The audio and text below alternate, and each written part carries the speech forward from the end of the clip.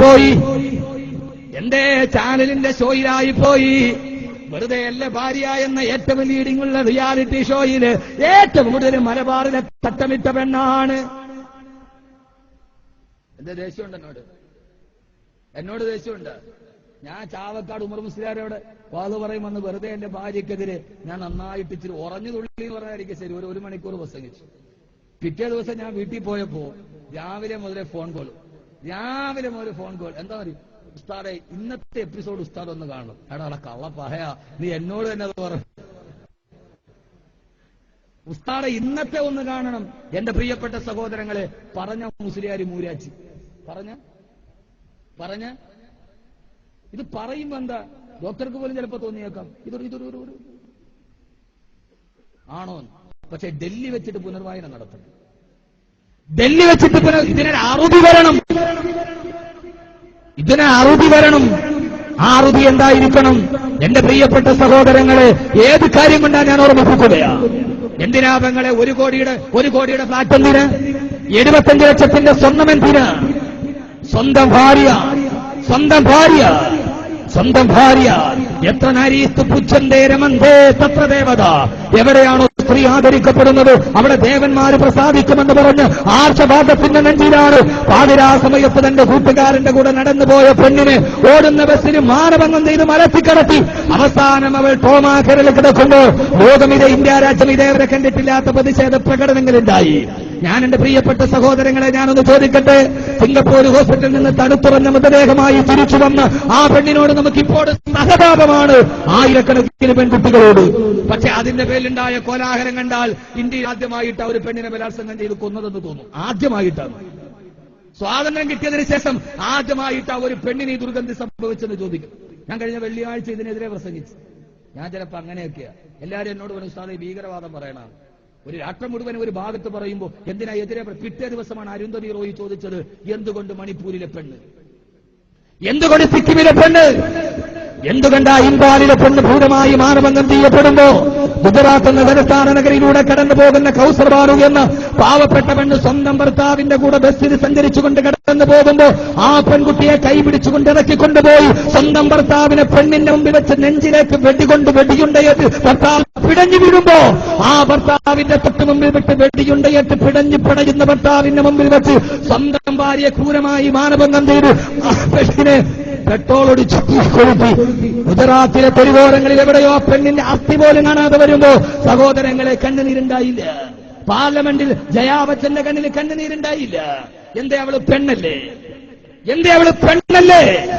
കാശ്മീർ എന്ന സുന്ദരമായ ആപ്പിള് പോലെ ചുമന്നു തൊടുത്ത മനോഹരമായ മുഖമുള്ള കാശ്മീരിന്റെ നടുവിൽ മാലികാ ബീഗം എന്ന പാവപ്പെട്ട പെണ്ണിന് 6 മാസം പ്രായമുള്ള സ്വന്തം മകൾക്ക് മുലപ്പാല് കൊടുത്തുകൊണ്ടിരിക്കുന്ന മാലികാ ബീഗത്തെ പിടിച്ചുകൊണ്ടുപോയി നിയമത്തിന് കാവൽ നിൽക്കേണ്ടവർ തന്നെ മാനഭംഗം ചെയ്ത് 2 കൈയും കാലും വെട്ടിയരിഞ്ഞ് പട്ടാള ക്യാമ്പിലോട്ട് വലിച്ചെറിയുമ്പോ മാലികാ ബീഗം എന്ന പെണ്ണിനെ മാനഭംഗം ചെയ്യുമ്പോ എന്തേ അവളുടെ കണ്ണുനീരും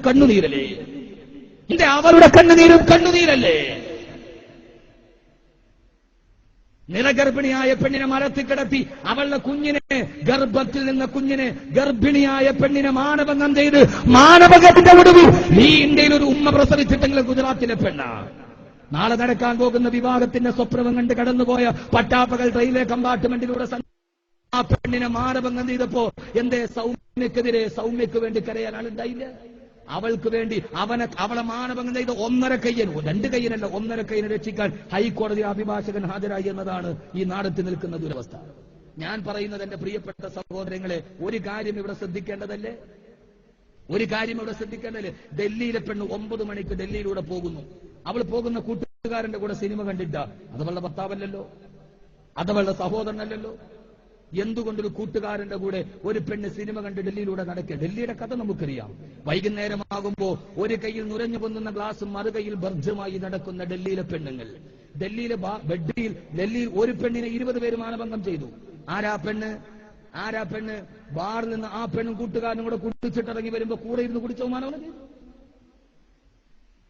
എന്റെ പ്രിയപ്പെട്ട സഹോദരങ്ങളെ, അവസാനം എവിടെ നിൽക്കുന്നു? അള്ളാഹുവിന്റെ വിശുദ്ധമായ ഖുർആൻ വാഴ്ത്തപ്പെട്ടെ. ഞാനൊരു ആയത്തോതി തരാം. അള്ളാഹുവിന്റെ ഖുർആൻ വാഴ്ത്തപ്പെടട്ടെ. സോണിയാഗാന്ധി മൻമോഹൻ സിംഗ് പൊട്ടിക്കരഞ്ഞു.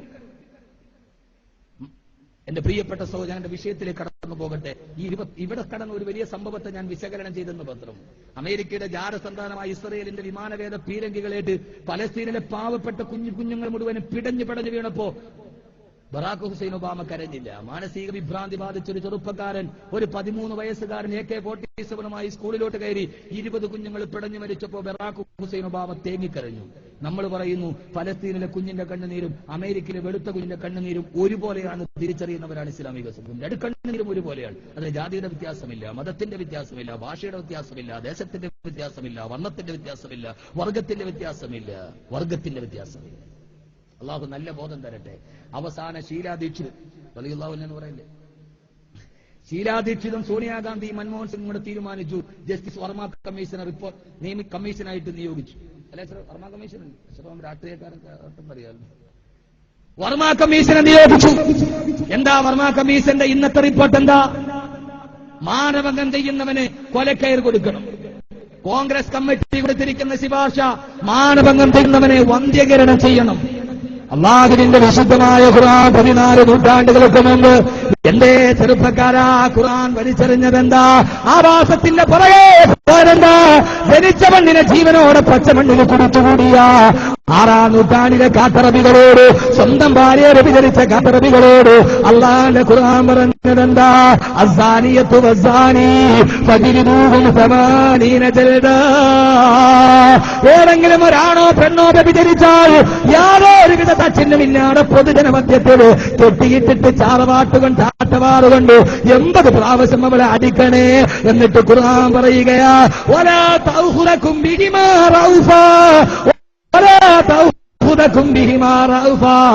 തീർച്ചയായും വ്യഭിചരിക്കുന്നവനോട് കാരുണ്യം കാണിക്കരുത്. അവനെ വന്ധ്യംകരിക്കണം. അവനെ തൂക്കിക്കൊല്ലണം.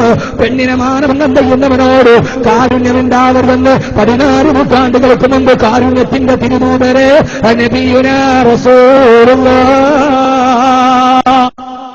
വലാ തൗഖുറകും ബിഹിമാ റൗഫാ. ഇവനോട് കാരുണ്യം കാണിക്കാൻ പാടില്ല. അവനെ ഉടക്കണമെങ്കിൽ ഉടക്കണം, അടിക്കണമെങ്കിൽ അടിക്കണം. ഇതൊക്കെ നിൽക്കണമെങ്കിൽ എന്ത് ചെയ്യണം? എന്റെ പ്രിയപ്പെട്ട സഹോദരങ്ങളെ, ഇതുകൊണ്ട് നിയമം ഉണ്ടായിട്ട് കാര്യമില്ല. ഉണ്ടാ ഈ പെണ്ണിന്റെ പേര് പാർലമെന്റ് മന്ദിരത്തിന് മുമ്പിൽ പ്രതിഷേധം നടക്കുമ്പോ 1 കിലോമീറ്റർ അപ്പുറം 3.5 വയസ്സുള്ള പെൺകൊച്ചിന് മയക്കുമരുന്ന് കൊടുത്തിട്ട് 4 പേര് മാനഭംഗം ചെയ്തു. ഇവിടെ പ്രതിഷേധം, അവിടെ പ്രതിഫലം. ഇതിനുണ്ടാവേണ്ടത് എന്താ? മനുഷ്യൻ നന്നാവണോ? ഒരൊറ്റ മരുന്നേ ഉള്ളൂ. എന്താ? അന്നൊക്കെ തമൂത്ത് കഥ. നാളെ മരിക്കും ഓർക്ക്. നാളെ പടച്ച റബ്ബിന്റെ മുമ്പിൽ നിൽക്കേണ്ടി വരും. പടച്ചൻ ഇവിടെ രക്ഷപ്പെടാം, ഇവിടത്തെ കോടതിയിൽ രക്ഷപ്പെടാം, അള്ളാന്റെ രക്ഷപ്പെടാൻ പറ്റുമോ? എന്താ മനുഷ്യന്മാരെങ്കിലും ഉണ്ടാക്കണേ? ഇവിടെ രക്ഷപ്പെടാം, അള്ളാന്റെ കോടതി രക്ഷപ്പെടാൻ പറ്റുമോ? ഇവിടെ 2 ജഡ്ജി, ഇവിടത്തെ ജുഡീഷ്യറി എന്ന് പറഞ്ഞ സാഹിത്യകാരൻ ജോർജ് ഓണക്കൂർ പറഞ്ഞാൽ ഇതൊരു ചലന്തി വലയാ. ചെറിയ ചലന്തികളൊക്കെ കൊടുക്കും, വലിയ ആളുകൾ അങ്ങോട്ട് പോകും. ജോർജ് ഓണക്കൂർ പറഞ്ഞ ജുഡീഷ്യറിയുടെ ഒരു പരാമർശമുണ്ട്. അദ്ദേഹം പറഞ്ഞു, നമ്മുടെ ജുഡീഷ്യറി ചലന്തി വല മാതിരിയാ. പോണ വഴിക്ക് വല്ല ചലന്തിയോ പ്രാണിയോ ഒക്കെ കൊടുക്കും. ആനയും കുതിരയൊക്കെ ചലന്തി വല പൊട്ടിച്ചിട്ട് പോകും. എന്റെ പ്രിയപ്പെട്ട സഹോദരങ്ങളെ, അതുകൊണ്ട് ഞാൻ ഓർമ്മിക്കാം, ഒരു ബോധം ഉണ്ടാവണം. എന്ത് ബോധം? അല്ലാഹുവേ, നീ ഞങ്ങളെ വെറുതെ സൃഷ്ടിച്ചിട്ട് വിട്ടിട്ടില്ല. നീ ഞങ്ങളൊരു വലിയ നിരീക്ഷണ വലയത്തിൽ. എവിടെ ഒരു നിരീക്ഷണ വലയം? ഏത് നിരീക്ഷണ വലയം? അള്ളാഹു നമ്മളെ സൃഷ്ടിച്ചു, എന്നിട്ട് അള്ള വെറുതെ വിട്ടിരിക്കുക? ഒന്ന് ചിന്തിക്കുക, നന്നായിട്ട് ചിന്തിക്കുക, എന്നിട്ട് ജീവിതത്തിൽ മാറ്റമുണ്ടാക്കി. അള്ളാഹു മാറ്റം നൽകി അനുഗ്രഹിക്കട്ടെ. നമ്മൾ നോക്കുമ്പോൾ നമ്മുടെ ചുറ്റും ആരുമില്ല. പാതിരാ സമയത്ത് ന്യൂ ഇയറിന് പോയി കള്ളു കുടിച്ചാൽ ആരറിയുന്നില്ല. വീട്ടിൽ ഉമ്മ അറിയില്ല, ഉപ്പ അറിയില്ല, പള്ളിയിലെ കാളിയാർ